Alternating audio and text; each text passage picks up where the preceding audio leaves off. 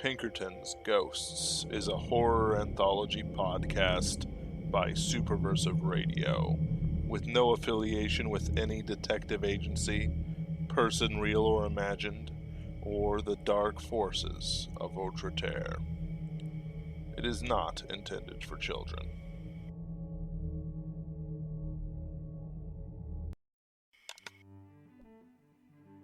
This is Jim Donovan. It is currently 2200 hours on September the 3rd, 2020. I am recording from my office on Ventura Boulevard. I hate this new format. The old servers were working just fine. I don't understand why we had to upgrade. Anyway, doesn't matter. Got the text from Control. Billy Baskins, 9 years old. Last seen yesterday by Mother playing around the big animal exhibits in the old Los Angeles Zoo in Griffith Park. Mother reported hearing a horse's hoofbeats before her son disappeared. Several children reported missing from this location over the last 6 months. In each case, a horse was heard before the children went missing. Parents and witnesses denied seeing any horses at the time. Each child turned up dead from apparent exposure several weeks after they go missing. Your objective is to find Billy and deliver him to our auxiliary, Father John, at St. Mary's. He'll make sure the boy is reunited with his mother. Right in the middle of Los Angeles, there's a huge 4,000-acre park called Griffith Park. Back in the 19th century, it was private land that was owned by one eccentric millionaire, Don Fleas. On his deathbed, he wrote his niece out of his will, and she put a curse on the whole park, and on the guy who inherited, and on the lawyer who drew up the will. Can't say I blame her for that last one. Then, to seal the curse in blood, she killed herself. Even though California is relatively young compared to the rest of the country, or any of the ghost stories in Europe, Griffith Park has more than its fair share of mysteries, ghosts, and ghoulies. I had to do some deep dives into the realm of internet conspiracy theories to get a feeling to the truth behind some of those ghost stories. A lot of times, there's truth to the myths. Basically, that scene in Men in Black where Tommy Lee Jones says the tabloids are the most reliable source of extraterrestrial information. I generally agree, but substitute internet for tabloids. I found 4 credible ghosts and 3 different ghost hauntings in the area. The ghost of Don Feliz, his niece's ghost, and the ghosts of Nancy Jeanson and Rand Garrett. They were 2 horny teens who died when a tree limb fell on them, mid-coitus.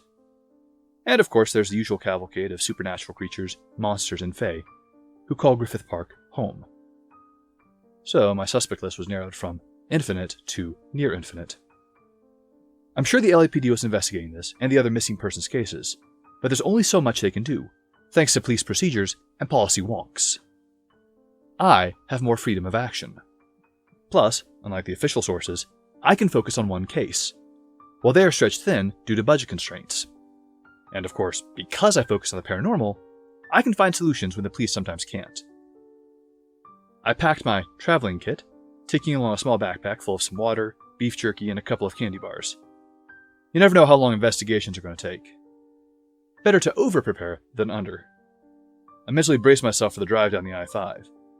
While it was still early in the day and traffic wouldn't be too bad, my car doesn't have air conditioning, and it had just hit noon. The drive down was boring, hot, and long, so when I got to the park I was cranky and tired. It's good to know things don't change after childhood.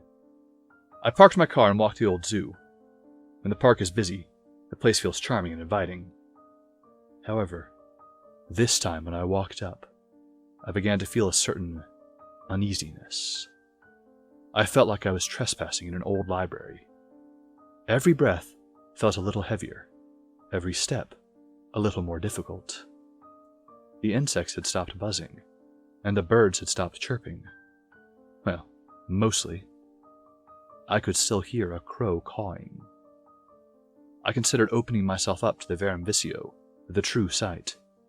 But in places like this, there are horrors that mortal minds were not meant to peer into, abysses that drove Nietzsche mad. Therefore, instead of using arcane sight, I chose to investigate the matter as a mundane detective. I would only risk my mind and sanity if I found some material evidence to link me to Billy Baskins. I walked to the big animal caves, where the boy had last been seen. As I expected, there was police state blocking the cave, but there were no humans around, much less any officers. I ignored the warning on the barrier and crossed it, looking for any sign that the police might have missed. I was shocked to find a boy's shoe prints in the dirt, At this stage in the game, I expected to find too many tracks to distinguish. Maybe the officers had just taken a photo of the ground and didn't bother making a plaster cast. New technology can never beat the old school. I stepped inside the little enclosing. The fake cave that used to hold the zoo's big animals was pretty spacious, especially for a little boy, eager to play and explore. While I was searching the enclosing, I stepped on a toy that was buried just under the surface of the dirt. I brushed the dirt aside and picked it up. It was a little toy car, with the letter B etched into it in big blocky letters. It wasn't much of a leap to assume that this was Billy Baskin's toy. Now that I had physical evidence linking me directly to Billy, I could more safely traverse the maelstrom of time. Holding the toy car in front of me, I stepped out of the enclosing and into the park proper. I opened myself up to the verum vicio. The lines that bind creation became visible to me. I could see beyond the 4 dimensions that humans routinely interact with, and could see into the realm where the spirits, monsters, and demons affect mortal time. In my time studying, I've come to learn how to almost control what I see, so that I'm not overwhelmed by the sheer force of information flooding my mind's eye. You see, opening oneself to the verum vicio allows one to see time differently, and that can destroy a man's mind in a heartbeat. Of course, controlling the vicio is insanely precarious, because you have to allow yourself to relax in order to gain control. And as you relax, other things know that you can see them, and they don't like that. It is easier for them to attack you when you know they're present. Heisenberg's principles apply to demons as well as to molecules. As I relaxed my eye muscles, my left eye became lazy and drifted off. My right eye stayed focused, and I used the weakened muscles of my eyes to direct myself to the time I needed to be, the past. I navigated the eddies of time's river, dismissed the present and the future, and found myself standing outside my body in the past. Since I had distanced myself from the present and the future, all the past was stretched before me. Eternity past can only be seen as a giant blur of flickering color. The human mind is not capable of comprehending eternity, so I had to focus my sight specifically. I narrowed my vision and pulled my lazy left eye into focus. I held the toy as an anchor to help me find what I was looking for. One fleeting glimpse from yesterday. I don't need much of a window to see what was only a few seconds, the moment of the boy's kidnapping. After an eternity of relative time spent searching, I found the moment I was looking for. A boy playing in the park with his mother. She was distracted by her cell phone and wasn't watching her son. He was babbling as children without siblings are prone to do. What the mother couldn't see, I could. That her son was not talking to himself, but was talking to an elfin child who had cloaked himself from mortal adult eyes. An imaginary friend, if you will. However, this specter was not a threat. Kids always have hidden friends when they're very young, and it's exceedingly rare that they prove dangerous to the child. As I was peering through time, I heard hoofbeats approaching. Heavy, rapid, as though a Clydesdale were trotting closer. I turned my sight to the sound, and I saw a spectral woman riding a unicorn. She was a ghostly image, a blur of faded colors in a woman's form. She wore a tattered white dress, her feet were bare, but damaged. And it wasn't the soles of her feet that were rough and calloused, but the tops of her feet were ragged and bloody. Her skin and features were distinctly Caucasian, while her hair was frizzy and brown. There were rust-colored specks on her fingernails, almost certainly dried blood. Her most striking feature, however, were her eyes. They were a black deeper than the darkest shadow you see on Earth. I don't know how to describe it other than a hungry, covetous black. The unicorn she was riding was wild-eyed, with a single, blood-spattered horn jutting from its forehead. Its coat was a sickly green as diseased flesh. The woman in beast galloped toward the child. Without pausing to slow the unicorn, she reached down and grabbed the boy by the arm and yanked him into her lap. She wheeled her mount around, and I saw the boy was unconscious, either asleep or already dead. The woman and the horse galloped off to the southeast. I didn't need to follow them with a verum vicio. Her physical description matched Nancy's, the girl who had been killed by a fallen tree branch while she and her boyfriend were having sex on a picnic table.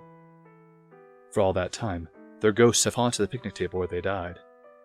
Until now, I hadn't heard of either of them leaving the area. And I'd definitely never heard of a sickly unicorn. But there's only one Caucasian woman in a white dress who haunts Griffith Park. Yes, there are enough ghosts in Griffith Park that one can distinguish them by physical characteristics, like race and hair color. I hate ghosts. It's depressing to interact with them, because they are forever trapped between earth and hell, until they either accept their destination, or until the final judgment. As a result, lost spirits are wildly unpleasant, and often unpredictable. Oh, and territorial. If I was going to Nancy's haunt, I'd have to be careful not to touch the table she died on, or the tree branch that killed her. Yes, despite multiple attempts by the city, that tree branch is still perched on the table. Multiple city workers tried to remove it. Each of them reported having chest pains. The picnic table, fortunately, is not very far from the old zoo. Finding ghosts when you're not expecting them can be a harrowing experience. Finding them when you're prepared is still pretty terrifying, since they're usually angry dead people who can have power over an area greater than any mere mortal can exert. Their anger allows them an ability to touch the mortal realm in very specific places, and to do things that normal mortals cannot. They can alter the temperature, they can telekinetically move objects, and, if they're sufficiently angry, they can even affect human bodies, possessing and sometimes killing them. I approached the table, and knowing that I'd have to address angry spirits, I screwed my courage to the sticking place and cried out in a loud voice, "Nancy, I've come to negotiate with you for the living soul and body of Billy Baskins." Control, I'm going to try and capture how it felt when Nancy spoke. As she whispered, it sounded like right by my ear, but I couldn't hear her with my ears, but with my soul. "Go away, mortal man. You will not take my son from me." I fought back a shiver. "He is not yours to claim. His mother is alive and worried." "I have always wanted a child of my own. He is mine." That was my clue to what Nancy wanted. For whatever reason, she was able to exert power outside of her usual haunt, and found an isolated child to satisfy her longing to be a mother. At this point, Nancy decided to step into mortal time, and appeared before me in her spectral form. Her eyes were hollow blackness, deeper than any mine shaft, and in them was both an anger and a fear that mortal man cannot fully express or comprehend. A person has to be dead to experience that degree of desperation and hatred. The second our eyes locked, my hand jetted for the cross I wore around my neck. Popular fiction seems to think vampires are afraid of crucifixes, but in reality, we do not show the sign of our Lord to strike fear in the undead, but to proclaim our credentials to the beings of the realm of spirit and thought. If one is going to negotiate with spirits, it's best to wear your authority plainly, because mortal man is not on even footing with those of the deeper dimensions. "Nancy," I called out again, in a firm, unyielding voice. "I would negotiate for the living and unharmed body and soul of Billy Baskins." There are very few mechanisms by which a mortal man can confront a spirit, and as I am no priest, I cannot exercise one and force it to face the final judgment. However, those who are caught between heaven, hell, and earth crave for anything that will make them feel real again, if only for a moment. This is why vampires drink blood, why the soulless make pacts with the ensouled, and why ghosts possess the living. They all seek something they cannot have, as if they were crack addicts, seeking their next fix. She whispered once again to my soul, "I now have a son. What could you offer me that is better than that?" It is not uncommon for female ghosts to kidnap children so that they can satiate their mothering instincts. But, as they are dead, the ghost cannot care for the child, and they usually die of exposure or starvation. I've heard that these ghosts, hearing the cries of starving children, will sometimes themselves cry out in anguish at not being able to care for the child that they have stolen, and will slip deeper into madness. Not able to care for the child. That triggered a thought. Sometimes, you can negotiate with the dead. I spoke up. "In exchange for the boy, I offer up this bar of chocolate, that you may remember what it is to taste food." Ghosts respond better to formal speech. It carries authority that casual slang cannot. I opened my backpack and withdrew the travel provisions I carried with me. To sweeten the deal, Beside the bar of chocolate, I placed a bottle of water.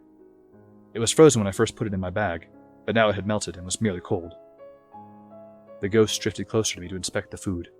Her feet passed through the earth, as if she was being dragged, rather than walking on top of the soil. That was why the soles of her feet were pristine, while the tops of her feet were ragged and bloody.